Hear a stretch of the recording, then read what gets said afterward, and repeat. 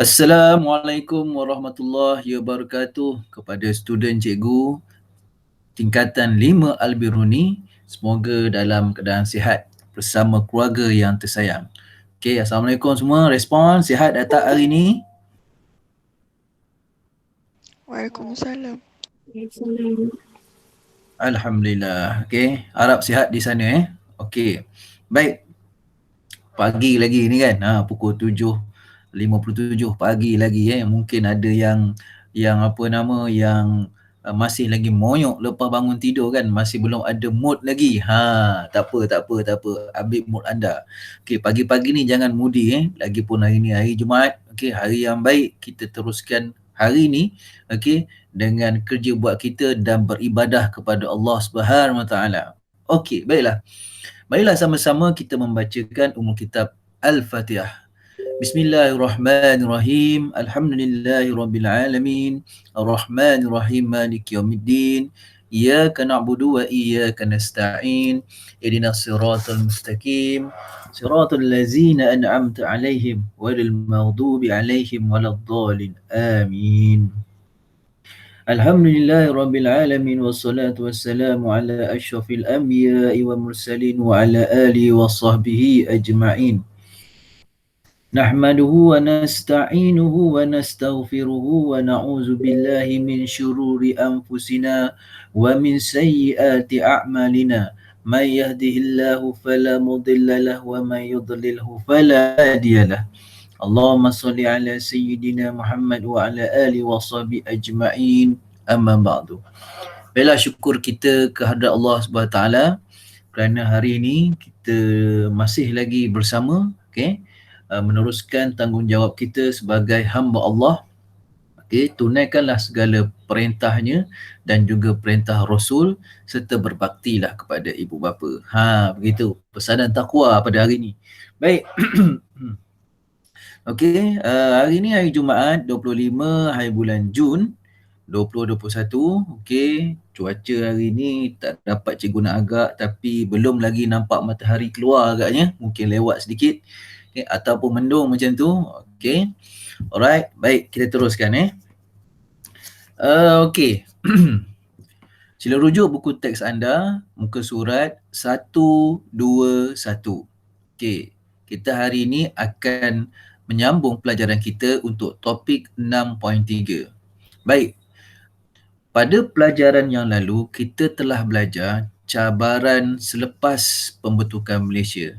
Kita telah belajar topik 6.1 cabaran dalaman Malaysia dan topik 6.2 pemisahan Singapura. Untuk pagi ini, insya-Allah kita akan belajar satu topik iaitu 6.3 menangani ancaman komunis. Dan sekiranya anda teringat bahawa tajuk ancaman komunis ni ada tajuk khusus atau topik khusus semasa awak belajar di tingkatan 4 tahun lepas. Bab 6. Baik. Jadi ada beberapa maklumat di sini anda sudah ada pengetahuan sejarahnya. Sudah sedia ada. Baik. Jom sama-sama kita bincang. Apakah misi pembelajaran untuk topik ini? Baik.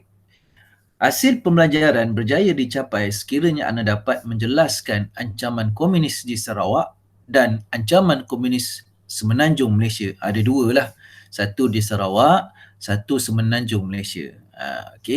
Dan yang kedua, menjelaskan usaha-usaha mengatasi ancaman tersebut. Apakah usaha kerajaan mengatasi ancaman komunis? Baik. Untuk pengetahuan anda, pada masa ini Malaysia telah dibentuk. Tetapi ancaman komunis masih lagi wujud. Ya, benar pelajar-pelajar. Komunis hanya berakhir pada tahun 1989. 1989 itu betul-betul ancaman komunis berakhir. Bermula pada tahun 1948 sehinggalah 1989. Lebih kurang macam itulah 1989. Ancaman komunis betul-betul berakhir. Kalau tak silap cikgu lah, lama kalau tak silap, kalau salah tolong beritahu. Cikgu pun ingat-ingat tak ingat ni rasanya lah 1989 ataupun 1979, antara dua tu. Tapi Cikgu nak beritahu bahawa ancaman komunis ni memang lama wujud di tanah Melayu, semenanjung Malaysia dan di Sarawak. Okey, baik.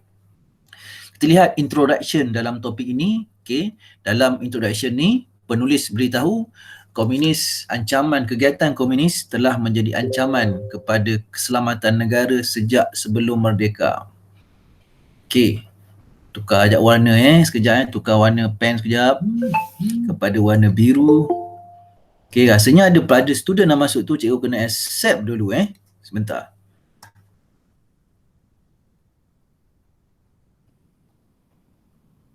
Alright.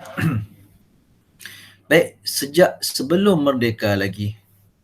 Okey, tukar warna lain lah. Ini dia punya warna terlalu ni sangat tidak terang kan. Tukar balik warna. Warna biru lah. Okey, sejak sebelum merdeka lagi. Okey, maksudnya 1948. Okey. Jadi komunis telah melakukan serangan bersenjata terhadap pasukan keselamatan, menyerap masuk ideologi komunis ke dalam rakyat dan juga pertubuhan-pertubuhan, dan melakukan kegiatan sabotaj terhadap kemudahan awam. Sabotaj ni bermaksud melumpuhkan sesuatu organisasi dengan musnahkan aset-aset. Contohnya dalam kes ini, ancaman komunis, kegiatan sabotajnya ialah merosakkan dan memusnahkan kemudahan awam yang telah disediakan oleh kerajaan dengan tujuan melumpuhkan kerajaan lah. Baik. Jadi kita bincang ancaman komunis di Sarawak. Ancaman komunis di Sarawak. Okey.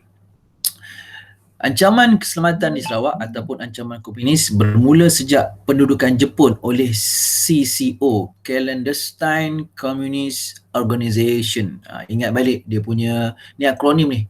Okey, Clandestine Communist Organization, pertubuhan clandestine komunis. Okey.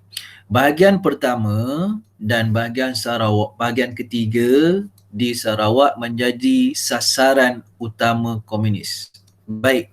Di Sarawak bahagian dipanggil bahagian, bukan daerah. Dia bukan panggil daerah.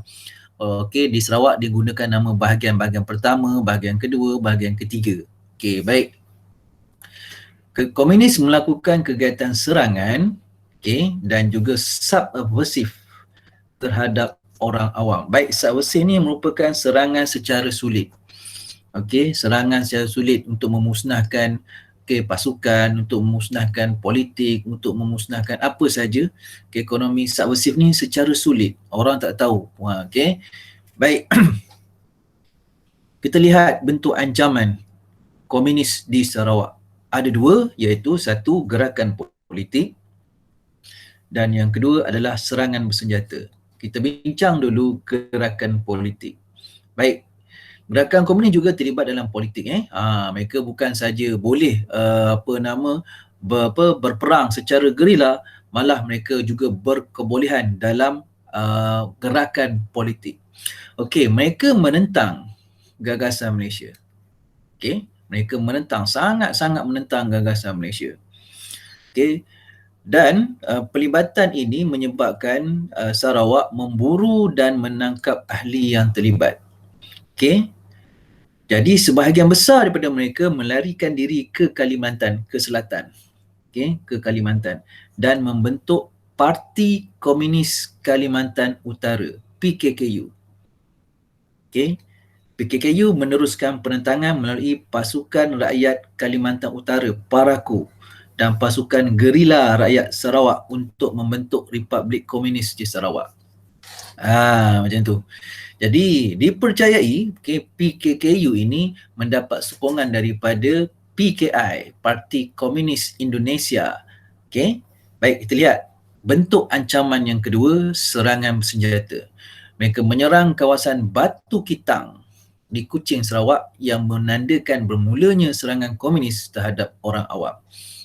Begitulah students bentuk ancaman komunis di Sarawak, iaitu yang pertama gerakan politik dan yang kedua adalah serangan bersenjata. Okey, baik, kita teruskan. Bagaimanakah kerajaan mengatasi ancaman tersebut? Ada dua kaedah, perang saraf dan operasi ketenteraan. Apakah maksud perang saraf? Dalam bahasa Inggeris dipanggil sebagai psychological warfare ataupun peperangan saraf.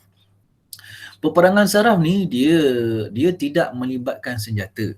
Kalau melibatkan senjata bukan panggil perang saraf. Itu namanya adalah ketenteraan. Okey, ketenteraan. Baik, perang saraf ni dia lebih kepada okey, sebentar. Perang saraf ni lebih kepada cikgu buat catatan, memenangi. Lebih kepada memenangi hati dan minda rakyat.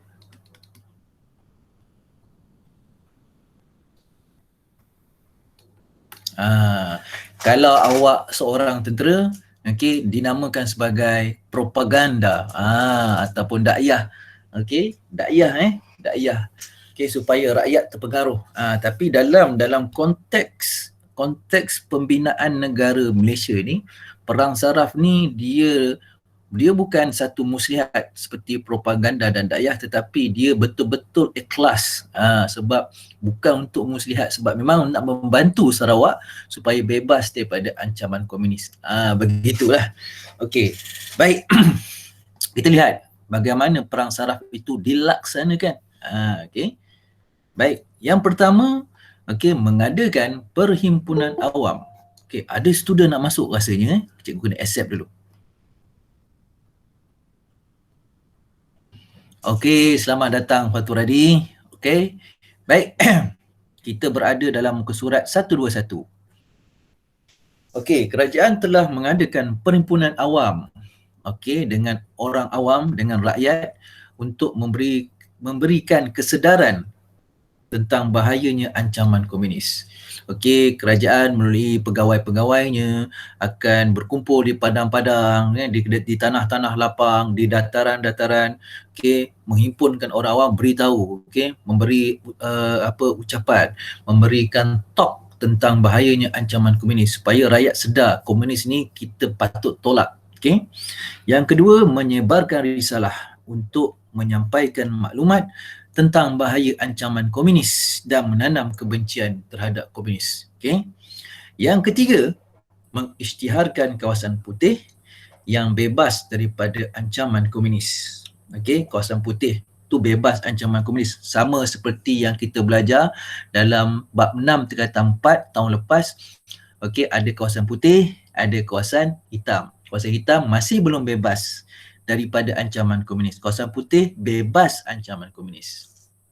Baik, yang seterusnya iaitu yang keempat, okey, menawarkan program pengampunan kepada anggota komunis. Okey. Okey, program pengampunan. Maksudnya komunis ni diampunkan. Jadi selalunya ditawarkan dalam bentuk ganjaran. Okey, seperti kalau komunis itu menyerah diri, dia akan ditawarkan contohnya satu wang saku, okey, rumah dan tanah untuk memulakan kehidupan baru. Contohnya, jadi komunis ni akan rasa tertarik, kan? Rasa tertarik dan keluar daripada pasukan mereka. Begitulah perang saraf yang dilaksanakan. Baik, yang kelima adalah pembangunan infrastruktur dengan menyediakan kemudahan perhubungan yang lebih baik kepada penduduk. Jadi penduduk akan menyokong kerajaan dengan adanya pembangunan infrastruktur yang boleh mereka hidup dalam keadaan selesa dan akhirnya mereka akan pilih kerajaan, bukan pilih komunis. Macam tu. Itulah perang saraf. Dia perang psikologi. Cikgu catatlah kat sini. Awak boleh catat juga ni kan. Okey. Perang psikologi ya.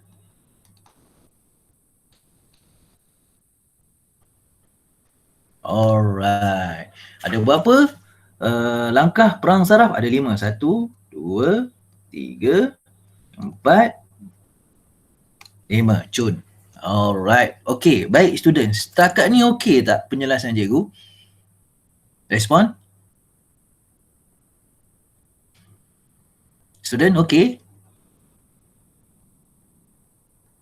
Okey, cikgu. Okey, kalau tak faham tanya Alright. Baik, kita teruskan dengan next operasi ketenteraan. Okey. Jadi operasi ketenteraan ni secara operasi ketenteraan, okey, military operation. Okey, baik. Ada banyaklah operasi-operasinya dinamakan dengan nama-nama khusus. Baik, oleh kerana bahagian pertama dan bahagian kedua, okey, dan juga bahagian ketiga ada ancaman komunis, maka kerajaan dia buat satu operasi ketenteraan yang strategik, okey, untuk ketiga-tiga bahagian ini. Okey, yang pertama, Operasi Hammer. Okey. 1965 di bahagian pertama. Okey, nama operasi ketenteraan tu Hammer lah, untuk melemahkan gerakan komunis di Sarawak. Oleh kerana tengok bahagian pertama ni, di sinilah Operasi Hammer.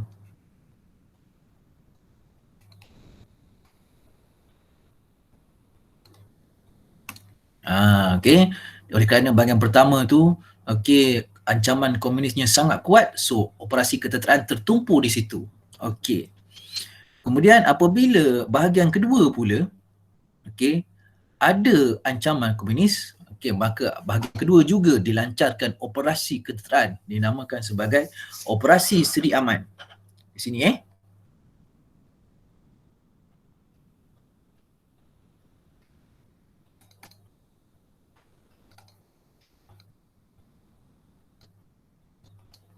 Baik.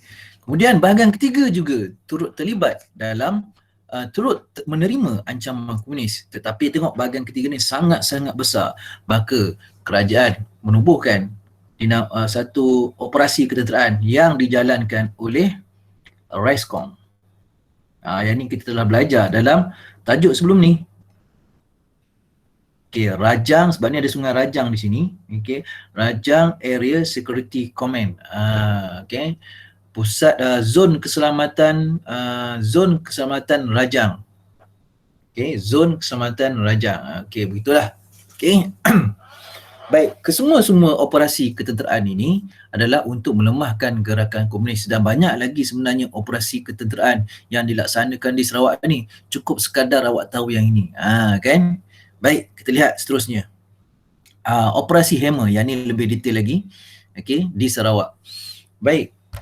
Oleh kerana komunis membunuh orang awam, maka rakyat ataupun orang awam bangkit menentang komunis. Jadi mereka ni menyokonglah kerajaan. Mereka nak menentang secara depan-depan, tak ada senjata dan tak berani, takut komunis ada senjata kan. Jadi mereka menyokong kerajaan lah. Baik, kerajaan menggunakan idea yang sama seperti dalam rancangan BRICS, iaitu memindahkan penduduk yang tinggal di pinggir-pinggir hutan ke satu pertempatan baru. Ini nama dia rancangan BRICS. Dalam bab 6 tahun lepas. Tentang 4 kan. Rancangan BRICS. Jadi dalam pertempatan itu, pertempatan baru itu, adanya bekalan makanan disediakan, adanya kawalan keselamatan, berpagar, rakyat bebas menjalankan aktiviti dalam kawasan berpagar itu tanpa risau tentang ancaman komunis daripada luar. Jadi ramai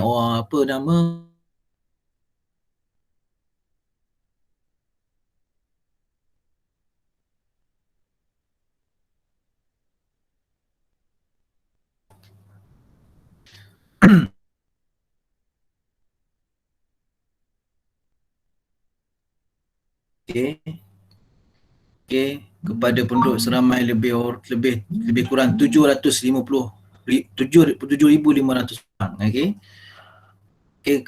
Kebanyakan daripada keturunan Hakka berpindah ke 3 kawasan pertempatan baru di sepanjang Jalan Kuching Seriat. Begitulah. Baik. Jadi operasi Hammer ini menyebabkan gerakan komunis di Sarawak mulai goyahlah, lemah, dan ini membolehkan apabila penduduk diasingkan, diletakkan di kawasan pertempatan baru dan berpagar, maka pasukan selamatan dapat menumpukan usaha memburu pengganas komunis. Jadi tanpa risau dengan keselamatan orang awam. Okey, contohnya tertembak orang awam kan, sebab apa? Dah dipindahkan. Itu tujuannya. Jadi akhirnya ancaman komunis di kawasan bahagian pertama ni akhirnya lumpuh. Kemudian operasi ini ditamatkan pada tahun 1970. Kemudian operasi Jala Raja pula dilancarkan di Asajaya bahagian pertama pada awal tahun 1970. Ada lagi operasi Hema selepas ada lagi operasi lain selepas operasi Hema. Okey. Baik, operasi Jalan Raja. Okey, kita teruskan. Pada bulan Oktober 1973, Bong Ki-chok, pemimpin komunis, menulis surat kepada Ketua Menteri Sarawak, Datuk Patinggi Abdul Rahman Yaakob untuk berunding. Okey, selepas beberapa hari, 500 anggota komunis keluar dari hutan dan menyerah diri kepada kerajaan. Maksudnya, operasi Hema itu berkesan. Dan operasi memenangi hati rakyat, hati dan minda rakyat, iaitu Perang Saraf, juga berkesan. Okey. Alright. Baik, kita teruskan. Muka surat 123 adalah langkah-langkah membanteras ancaman komunis seperti gambaran tadi yang cikgu jelaskan tadi. Okey, operasi Hema dilancarkan. Okey, 3 kampung baru dibuka di bahagian pertama. Okey.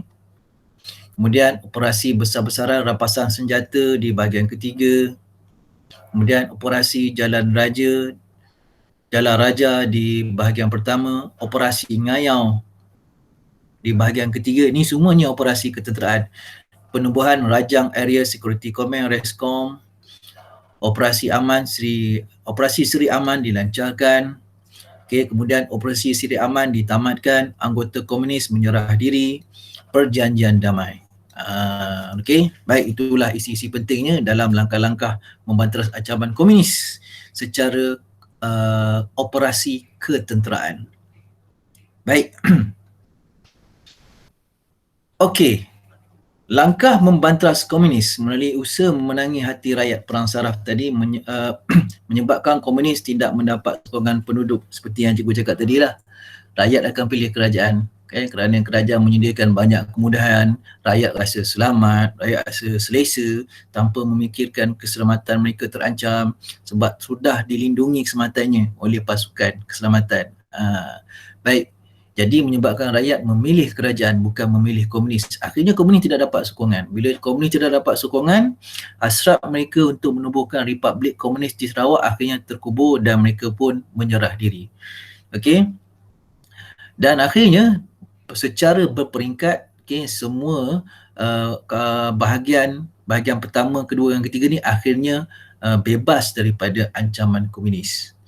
Okey, baik, selain operasi Hema, operasi Seri Aman, RESCOM, Jala Raja tu, ada juga operasi yang lain seperti operasi Letterbox, okey, yang khusus untuk mendapat maklumat tentang pergerakan komunis di Sarawak. Banyak lagi lah sebenarnya operasi di Sarawak ni. Okey, operasi komunis di Sarawak ni. Jadi untuk buku teks ni cukuplah sekadar tu yang perlu awak tahulah. Okey. Baik students, kita teruskan. Okey, setakat ni sebelum kita teruskan, okey tak? Ada apa-apa soalan tentang ancaman komunis di Sarawak? Ancaman keselamatan di Sarawak, silakan. Kalau ada soalan. Sila. Tak ada rasanya. Tak ada Okey, setakat ni okey? Okey. Ya. Oh, tak ada. Fatul Hadi kata tak ada. Okey. Baik. Teruskan yang seterusnya, ancaman keselamatan di Semenanjung Malaysia. Tadi di Sarawak, di Malaysia pula. Okey.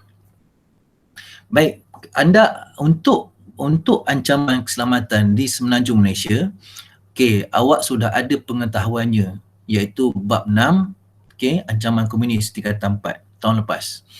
Okey. Baik, dan cikgu cakap tadi, cikgu juga beritahu tadi, ancaman komunis ni lama, bermula pada tahun 1948. Kita merdeka pun masih lagi terdapat ancaman komunis. Baik Okey, di Semenanjung Malaysia, PKM, Parti Komunis Malaya, melalui cabang ketenteraannya Bintang 3, okey, mengancam keselamatan di semenanjung Malaysia lah, bertindak agresif dengan menyerang anggota keselamatan dan juga orang awam. Oh, kita guna tukar sekejap. Tukar colour sekejap. Menyerang anggota keselamatan dan juga orang awam dan memusnahkan kemudahan awam. Baik, tengok apakah bentuk ancaman keselamatan tersebut.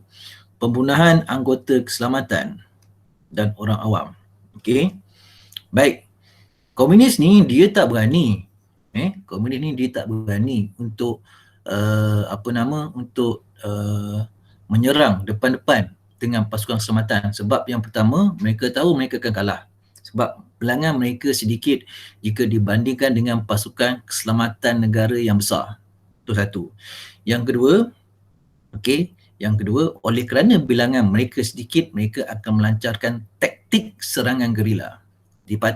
Dan taktik ini berkesanlah untuk jumlah pasukan yang sedikit, sangat-sangat berkesan. Okey, antara contoh taktik serangan gerila adalah ambush ataupun serang hendap.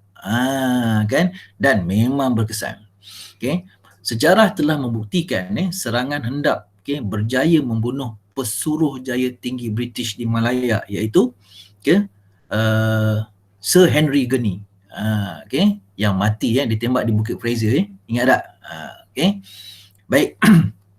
Kita lihat kemuncak ancaman komunis ialah pembunuhan pegawai kanan polis. Pembunuhan kanan polis bukan main-main. Ketua polis negara pun ditembaknya. Baik, kita lihat seterusnya. Pada 17 Jun 1968, PKM telah melakukan serang hendap terhadap konvoi pasukan keselamatan di Keruh, Perak yang mengorbankan 16 anggota keselamatan. Baik, ni peristiwa yang memang sangat-sangat tragis pasukan keselamatan tersebut adalah Angkatan Tentera Malaysia, Tentera Darat, Regimen Askar Melayu. Pasukan konvoi, pasukan perisai, kalau awak nak tahu, tentera kita ni menaiki kereta perisai, bukan kereta-kereta biasa, kereta perisai. Masuk kereta perisai maksudnya kereta perisai dapat menangkis peluru-peluru serangan daripada tembakan peluru-peluru kecil seperti peluru daripada pistol ataupun senjata api. Tak ada masalah lah sebab perisai, dan perisai pun ada di atas dia tu ada mount dengan senjata berkaliber besar machine gun, jadi dia dapat tembak balas komunis tu Namun begitu, komunis ni dia pun cerdik, dia juga ada intelligence dia, ada perisikan dia, dia juga ada mastermind dia Jadi mereka dah kaji dah satu track ni memang tempat laluan untuk pasukan keselamatan unit berperisai ni. Jadi mereka tahu satu unit akan lalu di sini, jadi tembakan senjata api tidak berkesan kepada kereta perisai. Jadi mereka menggunakan senjata yang lebih berat, iaitu pelancar grenade. Roket lah senang cerita, RPG, rocket propelled grenade, iaitu grenade rocket propelled grenade iaitu grenade ni bom lah, bom roket, bom roket. Jadi bom roket itu berjaya melumpuhkan satu perisai, satu kereta perisai yang di bahagian belakang, menyebabkan meletup dan membunuh serta-merta semua anggota keselamatan di dalam kereta perisai itu. Berlubang, kereta perisai berlubang di belakang tu, kena pada enjin, memang tepat pada enjin. Dia dalam kereta perisai itu enjin ni di belakang. Jadi komunis ni bersedia dengan roket propelled grenade, roket, dan tembak roket tu betul-betul kena pada perisai bahagian enjin. So tembuslah, sebab ni bukan senjata api yang biasa, ni senjata berat. Memang tembus kena enjin meletup, mengorbankan orang juru Maryam, mengorbankan mengorbankan komander dalam tu dan juga pemandu dalam tu, mengorban serta-merta sebab enjin tu meletup pula di dalam tu. Dah meletup lagi. Macam tu. Terkorban. Jadi konvoi kat depan pula patah balik. Sebab mereka menyedari bahawa konvoi kat belakang ni beberapa kenderaan perisai belakang ni kena serang. Mereka patah balik mereka diserang lagi dengan tembakan senjata api dan juga pelancar grenade. Dan akhirnya 16 anggota keselamatan terkorban dan ada di kalangan mereka telah dipotong telinganya, diperkelar lehernya, dah mati kena kelar lagi, kalau awak nak tahu. Jadi kalau awak nak lihat ni buktinya ada, awak boleh pergi Museum Tentera Darat di Port Dickson Negeri Sembilan. Ada kenderaan berperisai di sana. Okey, baik, ada student nak masuk. Okey, baik, itu dia serang hendak terhadap pasukan keselamatan. Baik, Jun 1974 menembak mati Ketua Polis Negara Tan Sri Abdul Rahman Hashim di Kuala Lumpur. Ini kemuncak dia lah, Ketua Polis Negara ditembak. Okey, masa tu Ketua Polis Negara dalam perjalanan lah. Ada driver duduk belakang. So, pengganas komunis ni yang menyamar sebagai orang awam telah menembak matilah. Ketua Polis Negara maksud dia berhenti, berlampu isyarat kalau tak silap. Berhenti dan tembak di belakang, mati Ketua Polis Negara itu. Tan Sri Abdul Rahman Hashim di Kuala Lumpur. Dan ini telah mencabar reputasi pasukan polis negara kita. Baik. Kemudian pada tahun 1975 menembak mati Ketua Polis Negeri Perak Tan Sri Koh Chu Kong dan pemandunya di Ipoh. Baik, itulah dia pembunuhan anggota keselamatan orang awam. Dan orang awam pula, seorang wanita diseksa sehingga mati di Sintuk Kedah dan periuk api dipasang di Jalan Changlung Kedah. Jadi orang awam yang lalu di jalan tersebut terkorbanlah sebab bom dan jalan raya dan jabatan kereta api diletupkan. Baik, di bawah ni ada satu keratan akhbar. KPN dibunuh dengan kejam dan 2 lelaki melepaskan 11 das tembakan dari jarak dekat. Ini dia Tan Sri Abdul Rahman Hashim, Ketua Polis Negara tahun 1974. Ni pula Ketua Polis Negeri Perak Tan Sri Koh Chu Kong ditembak bersama dengan pemandunya oleh pengganas komunis. Baik. Ni lah cikgu kata, Museum Tentera Darat Port Dickson. Cikgu sarankan kalau awak ada masa, awak ada duit, awak pergi sini. Siapa dah pergi bagus. Di sinilah ada banyak bukti-bukti sejarah khususnya dari segi tentera lah. Di sini kalau awak pergi sini, awak boleh lihat lah. Topik bab 6 ancaman komunis Jabatan 4 tu boleh settle. Dalam satu hari kita punya lawatan di sini. Kan? InsyaAllah lah nanti mungkin awak tak sempat bila semua keadaan sudah reda mungkinlah junior-junior awak ni dapatlah pergi sini. Dan cikgu ada hasrat sebenarnya nak mengadakan lawatan di Museum Tentera Darat ni sebagai salah satu orang kata kajian kes bagi bab 6 tingkatan 4. Macam tu Jadi tapi sekarang tak boleh lah. Alright. Lihat seterusnya. Pengeboman Tugu Negara. Ni dia. PKM telah meletupkan Tugu Negara pada 26 Ogos di Kuala Lumpur. Dan tindakan ini telah menimbulkan kemarahan rakyat sebab berani PKM mengebom kawasan awam. Dah berani mereka. Dan kerajaan telah mengambil tindakan tegas dengan mengenakan Akta Keselamatan Dalam Negeri. ISA. ISA ni satu akta yang mana seseorang individu tu boleh ditangkap oleh pasukan keselamatan tanpa dibicarakan di mahkamah. Boleh je ambil. Itu Akta Keselamatan Dalam Negeri. Dan pihak keselamatan telah memperkuatkan perkhidmatan perisikan untuk mengawasi kegiatan komunis. Jadi sebenarnya kalau awak nak tahu, Tugu Negara ni pernah dibom oleh komunis. Dan bagi komunis, ini adalah satu kejayaan yang sangat besar. Mereka dapat menyusup di kalangan orang awam, senyap-senyap, kemudian letak bom di Tugu Negara dan dibomkan. jatuh beberapa patung di situ kan. Okey. Baik. Apakah usaha kerajaan mengatasi ancaman komunis di Semenanjung? Yang pertama adalah strategi counter insurgency, COIN. Okey. Baik. Jadi usaha ini adalah sebahagian daripada memenangi hati dan fikiran rakyat bagi menyokong agenda dan dasar kerajaan memenangi komunis. Okey, strateginya ialah kerjasama antara pasukan keselamatan, ahli politik dan agensi kerajaan. Sebagai contoh, ini perang psikologi dekat ni sebenarnya. Jadi NGO akan terlibat bekerjasama dengan kerajaan, membantu kerajaan untuk menyebarkan maklumat kepada orang awam tentang bahayanya ancaman komunis. Begitu juga dengan ahli-ahli politik dan juga agensi kerajaan. Inilah dia strategi counter insurgency untuk memenangi hati dan fikiran rakyat. Baik, yang kedua adalah perjanjian kerjasama sempadan. Okey, di sini bermaksud antara sempadan ni pada antarabangsa, iaitu Malaysia dengan Thailand.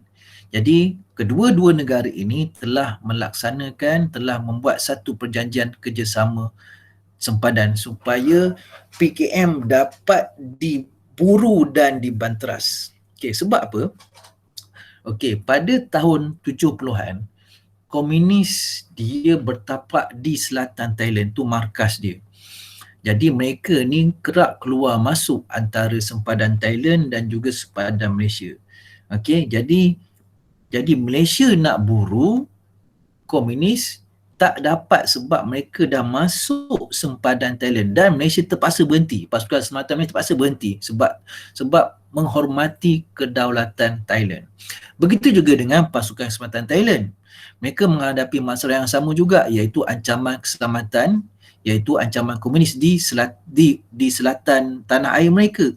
Apabila mereka memburu komunis ni masuk ke sempadan Malaysia dan terpaksa berhenti di situ. Jadi satu perjanjian kerjasama sempadan dibuat antara dua-dua kerajaan ni. Okey, apa isi kandungannya? Okey, isi kandungan dia macam ni. Okey, kedua-dua pasukan selamatan boleh memburu komunis sejauh 10 km, kalau tak silap cikgu lah 10 km dari sempadan. Boleh masuk. Sama dengan kerajaan Thailand, boleh masuk untuk buru. Okey. Tapi kena beritahulah, antara syaratnya kena beritahu dah masuk sempadan, kena beritahu maklum kepada pasukan keselamatan negara jiran sebut kita ada komunis sekarang, kita buru, kita dah pergi jauh, jadi mereka akan hantar bantuan macam tu. Begitulah perjanjian kerjasama sempadan. Okey. Dan antaranya selain daripada operasi ketenteraan tu, membina pagar sempadan dan juga operasi bersama lah. Okey. Baik, kemudian kan dia bercakap betul Bu. Okey, ancaman komunis akhirnya berakhir pada 2 Disember 1989 di Hat Yai antara Thailand, PKM, Malaysia. Baik, Thailand ni orang tengah lah. PKM ni Parti Komunis Melayu dan Malaysia buat perjanjian untuk menamatkan ancaman komunis. Jadi PKM bersetuju membubarkan unit bersenjata mereka, memusnahkan segala senjata api, bahan letupan dan jelangkap samar. 1989 baru berakhir ancaman komunis. 1948, berapa lama tu? Kalau kita kira 1989 tolak dengan 1948, lebih kurang 41 tahun ancaman komunis bersarang di negara kita ni. Baik, di Semenanjung Malaysia. Alright. Baik, begitulah student. Topik 6.3 iaitu ancaman keselamatan lah. Ancaman keselamatan komunis. Baik. Ada nak tanya? Silakan. Ada nak tanya? Silakan.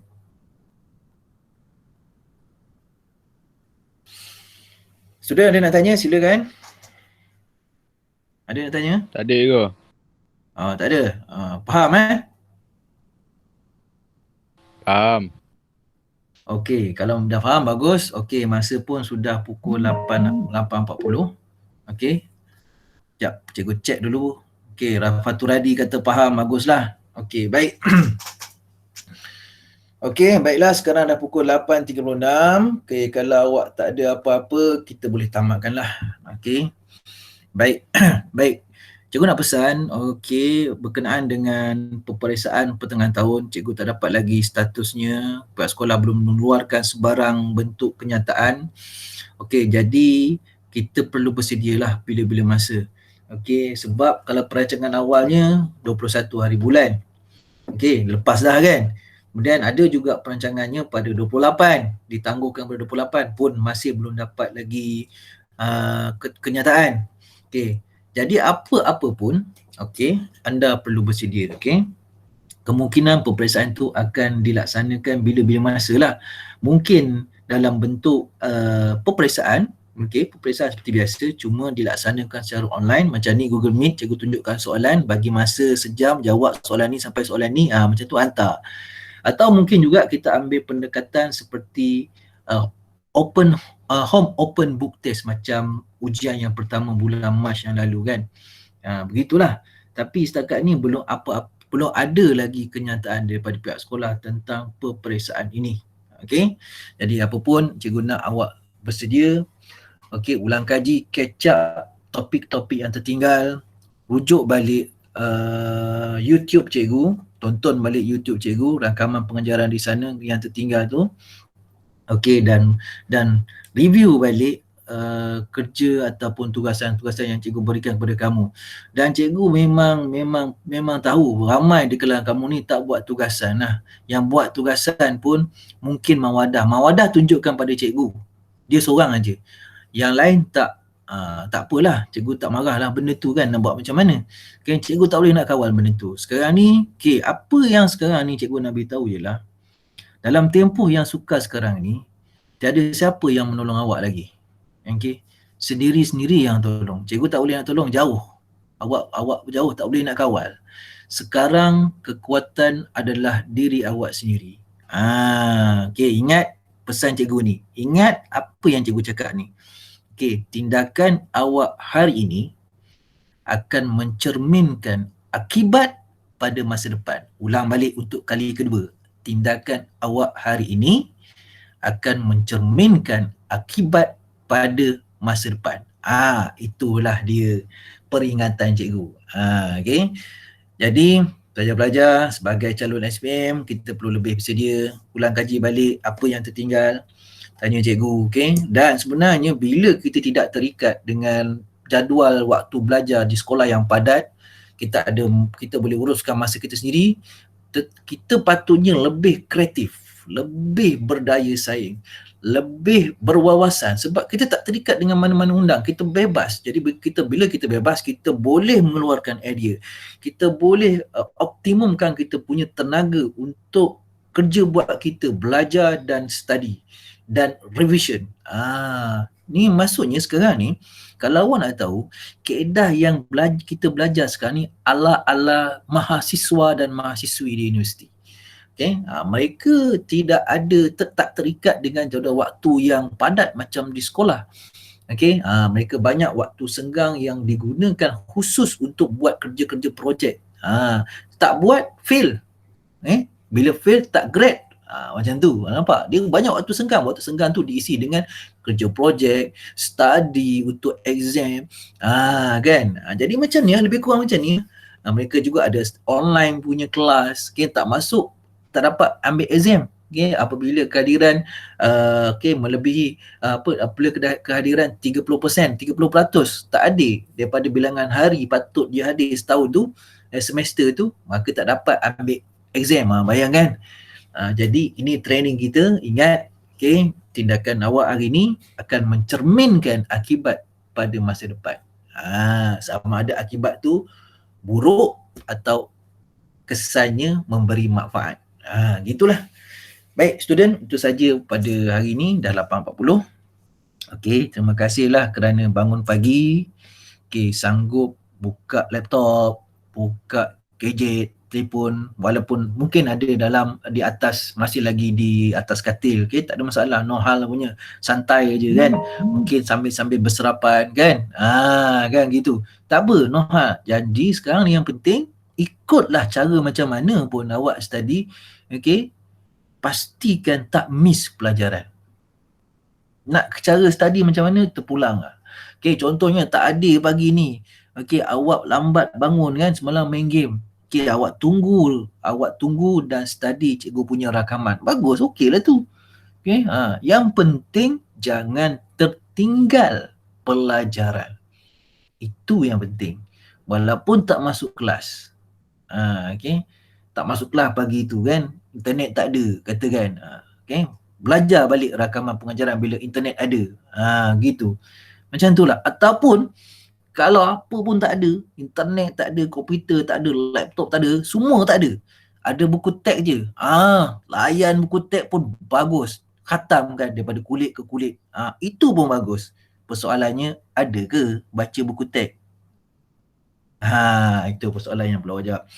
Okey, cukuplah kelas kita tangguhkan pada hari ini ke hari Isnin minggu depan lah, iaitu pada 28 bulan. Okey, jadi okey, cikgu ucapkan semoga selamat di sana, stay safe, okey, dan jaga kesihatan baik-baik. Okey, Assalamualaikum warahmatullahi wabarakatuh. Kelas kita tangguhkan. Terima kasih, cikgu. Sama-sama. Terima kasih, cikgu. Alright.